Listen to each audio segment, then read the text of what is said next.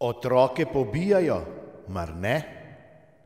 Ko Zahod gori v ognju svetovne revolucije marksističnega multikulturnega globalizma. Prvič, v tej naši ljubi krščanski zahodni civilizaciji zadnjih 2000 letij so vidni tudi močni vplivi različnih starejših kultur, ki so obstajale dolgo pred krščansko.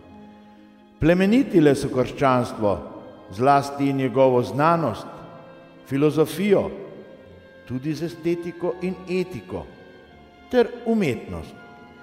Dialektični materializem s svojimi terorističnimi in propagandnimi paravojaškimi organizacijami pa bo gotovo izbrisal vso kulturno dediščino na Zahodu, tudi tisto pred krščanstvom, da bi uveljavil le primitivno, zlasti afriško, in strogo marksistično.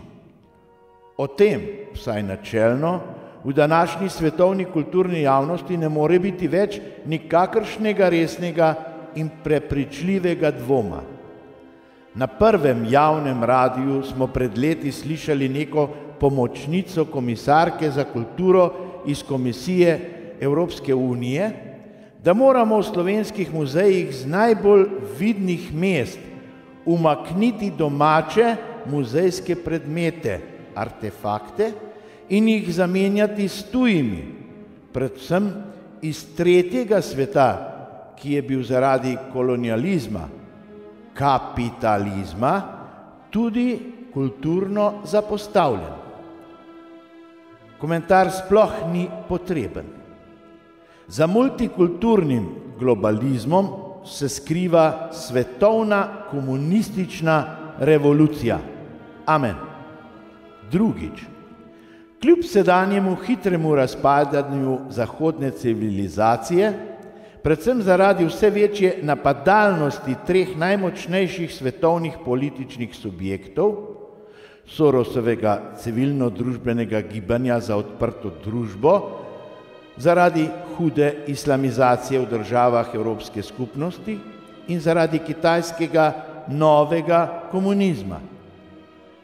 Ta si še najhitreje podreja Zahod, ker je tržno zelo spreten, predvsem pa politično vplivan, še najbolj zaradi kitajskih ogromnih investicij v manj razvita gospodarstva tako imenovanega tretjega sveta.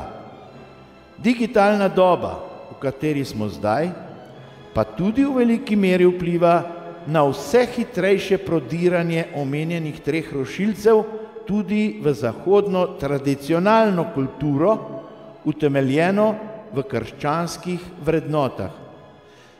Vendar sta predvsem dva glavna rušilca zahodne civilizacije, Sorosova odprta družba in Kitajska, oba civilizacijsko utemeljena v ateizmu in materializmu, večinoma še vedno kar v materialistični dialektiki, že dolgo vprašljivi doktrini celo za razumnejše marksiste.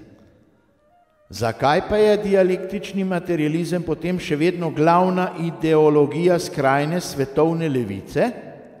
Zato, ker je odlično mamilo za množice, da verjamejo, kako bo po zločinski svetovni komunistični revoluciji v človeštvu postopoma vse bolje in bolje. Materialistična dialektika s svojimi nauki o razvoju in napredku, z marksistično eshatologijo, v resnici opravičuje vse komunistične, revolucionarne in druge totalitaristične zločine.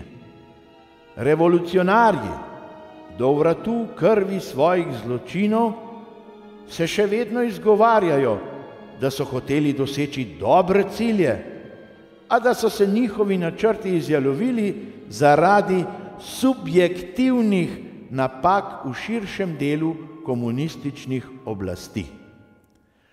Drugače pa, da je bilo z njihovimi dobrimi nameni in krutimi, predvsem množičnimi zločini, vse v redu, ker so pobijali in rušili samo vse tisto, kar je nasprotovalo ali bilo nevarno za čim popolnejšo izvedbo komunistične revolucije. Tretjič, kar pa v sedanjem času zadeva Zahod, zlasti Evropsko skupnost in Severno Ameriko, je prav krščanstvo prva tarča vseh treh svojih najhujših sovražnikov. Komunizma, predvsem njegovih že skoraj paravojaških organizacij marksistično-sorovske odprte družbe, že po vsem Zahodu, islama, zlasti njegovih vrhunsko delujočih teroristov in terorističnih organizacij skoraj po vsem svetu, in Kitajske, v glavnem zaradi njene zelo uspešne, deloma zahodnemu tržnemu gospodarstvu prilagojene komunistične ekonomije, ki je na Zahodu tržno najbolj uspešna po konkurenčnosti daleč pred vsemi drugimi. Četrtič, v bistvu gre torej v sedanjem času na Zahodu z oslabljenimi in ranjenimi krščanskimi, civilizacijskimi in kulturnimi temelji za poslednji spopad vzhoda z Zahodom, za spopad tudi že močno dekadentnega Zahoda z revolucionarnim komunizmom, ki je, kljub vsem po demokraciji dišečim začibam, nihilističen. Zelo usodno za Zahod je tudi to, ker je ta delno že prilagojen ideologiji dialektičnemu materializmu in njegovi komunistični praksi, zmagovitimi novimi velesilami, kot so vsi trije že omenjeni apokaliptični jezdeci: Sorosova marksistična odprta družba, teroristični islam in kitajski prenovljeni tržni komunizem. Predvidevati je mogoče, da bodo prav ti trije totalitarizmi do konca obračunali s celotnim krščanskim svetom, tudi z vso zahodno civilizacijo. Mislim, da smo na Zahodu, tudi v Sloveniji, to dolžni povedati javnosti, ki slepo zaupa skoraj samo še komunističnim medijem, plačanim samo še za čim hujše uničevanje evropske tradicionalne kulture. To tudi dobro vedo. Državljani pa jih moramo tudi sami plačevati za to njihovo revolucionarno uničevanje evropske civilizacije in kulture. Frančiška Butolo.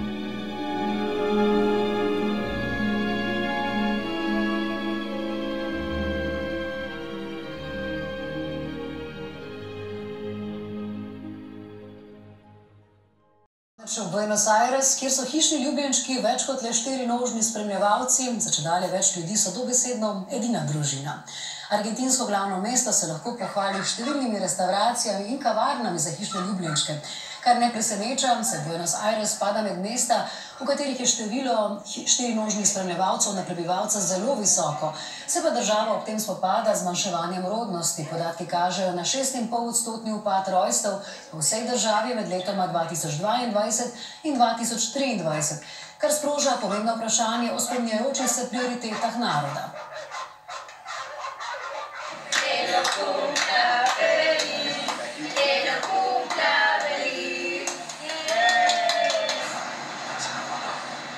Digo, yo siento que ella es tipo muy humana, está muy humanizada, entonces quiero como que, o sea, no sé, siento que se va a dar cuenta que es su cumpleaños y se va a sentir como protagonista. A ella le encanta que le den atención, obviamente, digo.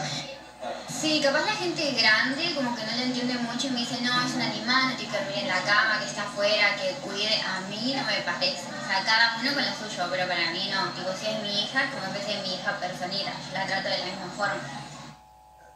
Naj vam ti prisrčni prizori polepšajo deževno jutro.